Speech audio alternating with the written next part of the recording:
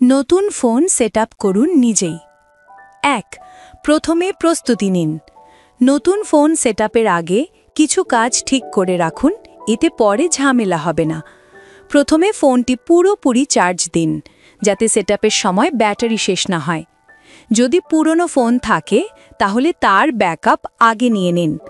আপনার ওয়াইফাই নেটওয়ার্কের নাম ও পাসওয়ার্ড কাছে রাখুন। গুগল অ্যাকাউন্টের ইমেল ও পাসওয়ার্ড মনে রাখুন, এতে অনেক সেটিংস সহজ হবে। আর যদি নতুন সিম বা নম্বর ব্যবহার করতে চান তাহলে সেটাও আগে ঠিক করে নিন। ২. সিম কার্ড বা সিম ইনসার্ট করুন। ফোনে যদি ফিজিক্যাল সিম স্লট থাকে তাহলে সিম কার্ডটি সাবধানে ইনসার্ট করুন। যদি ফোনটি সিম সাপোর্ট করে তাহলে আপনার মোবাইল অপারেটরের দেওয়া কিউআর কোড বা নির্দেশনা অনুযায়ী সেটআপ করুন। এরপর মোবাইল নেটওয়ার্ক, কল এবং মেসেজ সঠিকভাবে কাজ করছে কিনা দেখে নিন। ৩.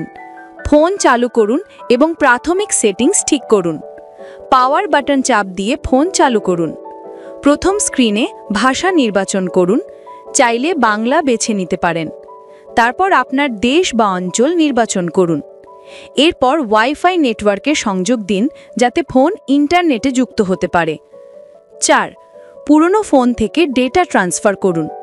আপনি চাইলে পুরনো ফোন থেকে নতুন ফোনে আপনার ফাইল, ছবি, কন্ট্যাক্ট, মেসেজ, অ্যাপ ইত্যাদি কপি করতে পারেন। নতুন ফোন চালু করার সময় পুরনো ফোন থেকে কপি করুন লেখা অপশনটি দেখালে সেটি সিলেক্ট করুন। ২ ফোনকে পাশে রাখুন এবং চাইলে কেবল দিয়ে সংযোগ দিন অথবা ওয়াইফাই ব্যবহার করুন। কেবল ব্যবহার করলে ডেটা কপি হবে দ্রুত এবং নিরাপদভাবে।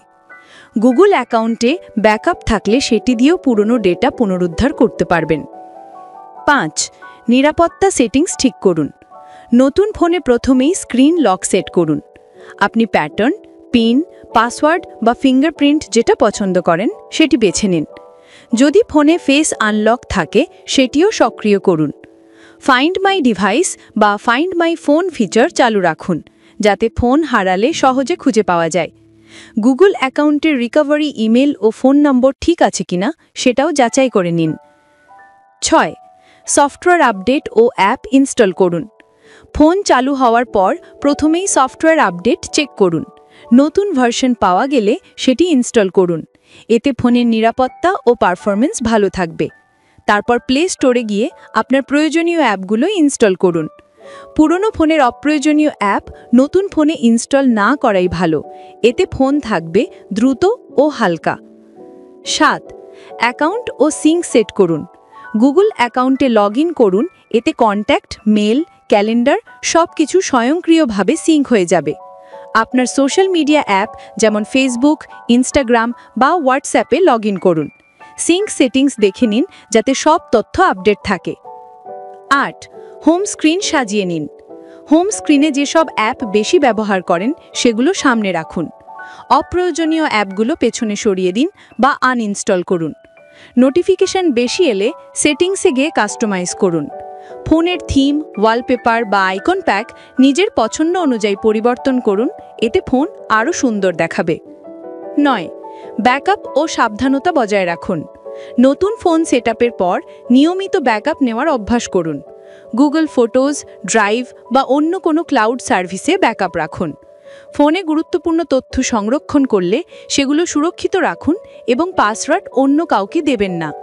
অপ্রয়োজনীয় অ্যাপ বন্ধ রাখুন, যাতে ব্যাটারি ও ডেটা অপচয় না হয়। ফোন হারালে বা চুরি হলে দ্রুত ফাইন্ড মাই ডিভাইস ব্যবহার করে ফোন লক করুন বা ডেটা মুছে ফেলুন। ১০. শেষ ধাপ, ব্যবহার শুরু করুন নিজের মতো করে।